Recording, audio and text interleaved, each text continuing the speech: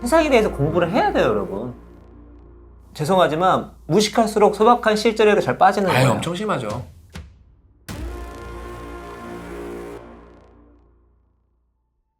바로 여러분과 저희들의 오류입니다. 이거를 알고 있으면 자신의 오류를 알고 있다? 뭐가 올라가죠? 메타인지. 메타인지가 올라갑니다. 잘하셨어요.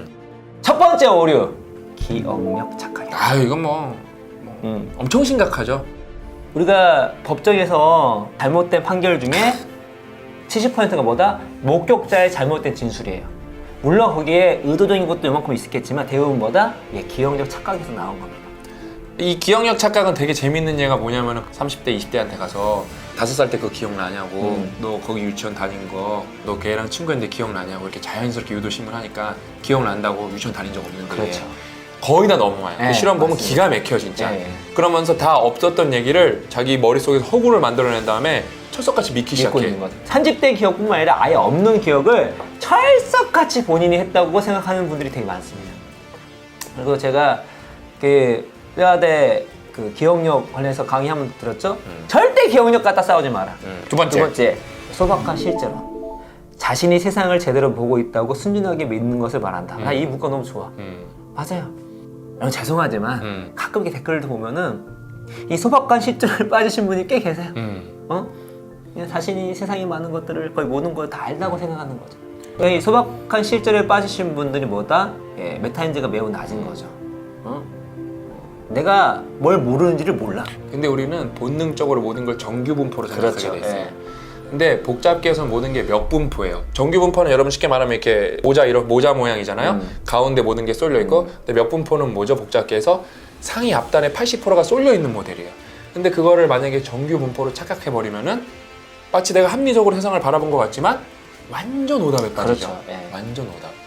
그래서 이 소박한 실제론도 생각보다 많은 사람들이 착각하고 있는 부분이에요. 그래서 이거 같은 경우는 그야말로 세상에 대해서 공부를 해야 돼요, 여러분.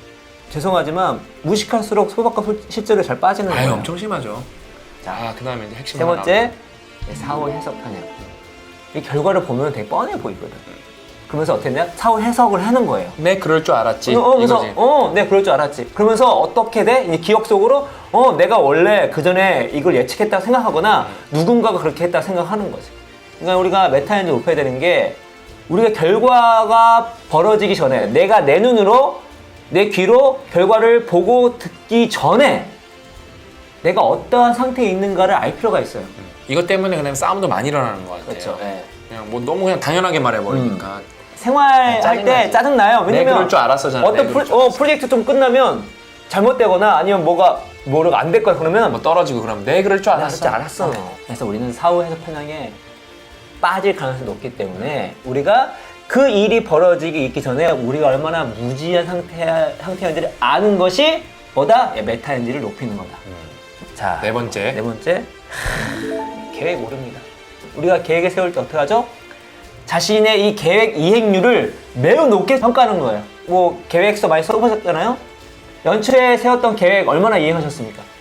계획은 정해진 게 아니에요. 가끔 우리가 어떤 계획을 정해진 거라고 생각해요. 처음에 우리가 실행할 수 있을 만큼만 계획을 세우고 그걸 업데이트하면 되는 겁니다. 이거 보니까 딱 떠오르네요. 그러니까 실력이라는 게 계획을 잘 짜는 게 실행이 아니라 내가 실행할 수 있는 계획만 짜는 게 실력이에요. 그렇죠. 그게 되게 핵심이에요. 이게 뻔한 말 같지 아니에요. 그러니까 보통은 실행할 수 없는 뭐랄까 자기의 희망을 적고 계획이라 그러죠. 그렇죠. 희망사항과 계획은 여러분 다른 겁니다. 내 실현과 계획의 갭이 클수록 어떻게 돼요? 무기력에 빠질 가능성이 없습니다. 다섯 번째. 정서 예측 오류입니다. 우리가 어떠한 큰일을 당했어요. 이렇게 복권에 당첨되거나 정말 사랑하는 친구를 잃었어. 그러면 그 기쁨과 그 고통이 평생 할 것처럼 생각하는데 우리 인간은 되게 적응의 동물입니다. 정말 슬프게도 금방 적응해. 뭐 6개월 안에 거의 다 적응하죠 진짜. 편찮았지만. 근데 그렇기 때문에 살아갈 수가 있는 거예요. 그럼요. 만약에 사랑하는 사람 잃은 슬픔에 처음에 당했던 그 슬픔이 만약에 묻어지지 않는다면은 인간은 살아갈 수가 없습니다. 슬픔을 잊은 건 아니에요. 우리가 뭐만 있으면 행복하겠지. 그렇지 않습니다. 뭐만 있어요 하면 순간 행복해요. 좀 있으면 어떻게 되죠? 그게 좀 적응이 돼요. 이거를 이제 이렇게 생각하시면 될 것 같아요. 되게 큰 어려움이 닥친다 할지라도 그게 고통이 있다 할지라도 우리가 그것이 계속되지 않을 확률이 높기 때문에 우린 적응할 수 있다 라는 마음을 가지면서 그 상황을 극복해 나가시면 좋을 것 같다는 생각이 듭니다. 예. 평균 이상 효과. 모든 사람들이 자기가 웬만하면 평균 이상이라고 생각해요. 이거 엄청나지. IQ 나는 80인 사람을 본 적이 없어. 어. IQ가 아마 제가 알기로 100이 평균이죠. 100이 정확하게 가운데로 전기 분포에 따라서 퍼센트가 이렇게 퍼지는데 내가 만나본 사람들 IQ 평균은 한 120 되거든요. 진짜 농담 안 하고. 평균이라고 해서 평균 이하가 있는 거니까. 그런데 우리는 대부분 자기가 평균 이상이라고 생각한다. 이게 자신감으로 발현되면 모르는데 자만심이 있어가지고 이게 좀 약간 꼬이게 되면 내가 뭐 조금 덜 노력해도 뭐 나는 평타 이상 치니까 라고 생각하는 건데 그렇지 않다. 7번째 뭐냐면 이거 제일 무서운 건데. 확증 편향입니다. 이거 메타 분석이 있어요. 메타 분석이 뭐냐면 우리가 정보를 찾을 때 자기가 틀렸다는 정보보다 자기가 옳다라는 정보를 찾을 확률이 2배가 높다라는 메타 분석까지 있습니다. 사람이 야 근거를 찾아야지, 논리적으로 생각해야지 라고 생각하지만 내가 원래 갖고 있는 신념, 내가 원래 주장하고 있는 주장 내용 이거를 뒷받침하려는 것만 계속 하는 거예요. 그러면 어떻게 되죠? 내가 잘못된 주장이 계속 강화가 되는 거예요. 만약 잘못됐다면 그러면 결국 틀리게 되는 거죠. 원래 내가 갖고 있던 주장을 정말 더 강하게 만들기 위해서는 반대의 논거를 찾아봐야 돼요. 그래야지 내가 갖고 있는 주장이 더 강화되거나 이거 잘못된 신념이 잘못된 주장이라면 바꿀 수가 있는 거죠. 딱 두 글자 떠오르네. 꼰대 분들이 확증 편향이 심하죠. 그렇죠. 엄청 제일 심하죠. 그렇죠? 네. 자기가 딱 정해놓고 말하니까 진짜. 그렇죠.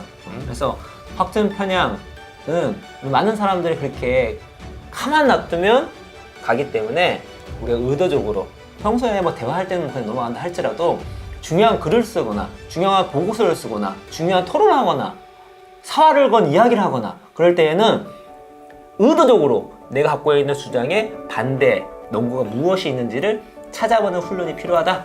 그래서 비즈니스에는 전략적으로 뭐라 그래 레드팀이라고 만들어서 그렇죠. 그러니까 완전 반대말만 계속하는 거 확정 편향 깨려고 그게 레드팀이 있는 거죠. 그래서 완전히 근데 반대로 하는 거죠. 반대로. 8번째는 가용성 편향입니다. 우리가 어떤 빈도수가 많으면 그거 실제가 많이 일어난다 생각하는 거예요.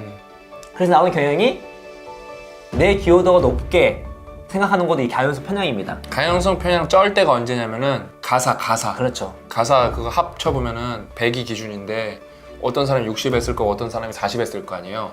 근데 남편이랑 부인한테 물어보면은 막 175 이렇게 그렇지. 나오죠. 175, 280 이렇게 나오는 거지.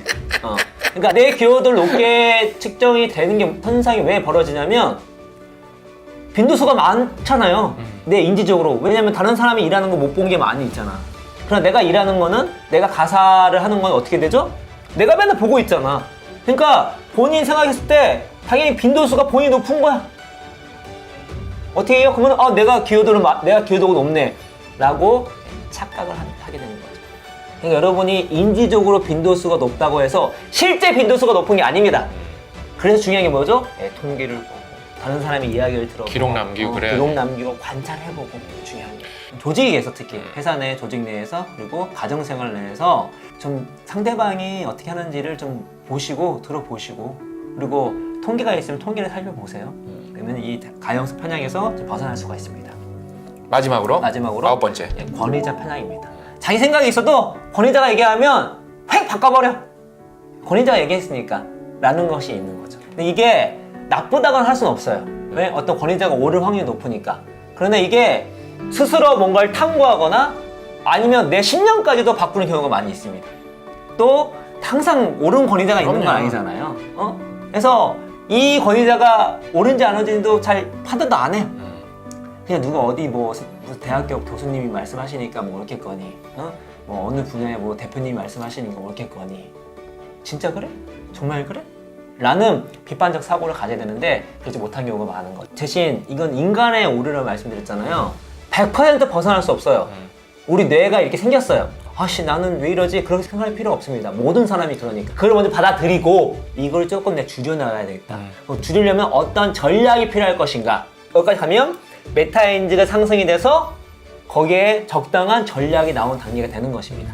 더 나아가서 다른 사람을 또 이해할 수 있죠. 자기 자신뿐만 아니라 다른 사람에 대해서 저 사람을 좀 이해할 수 있는, 보듬을 수 있는 그런 것도 이 오류를 알게 되면 할 수 있다는 거 말씀드리도록 하겠습니다.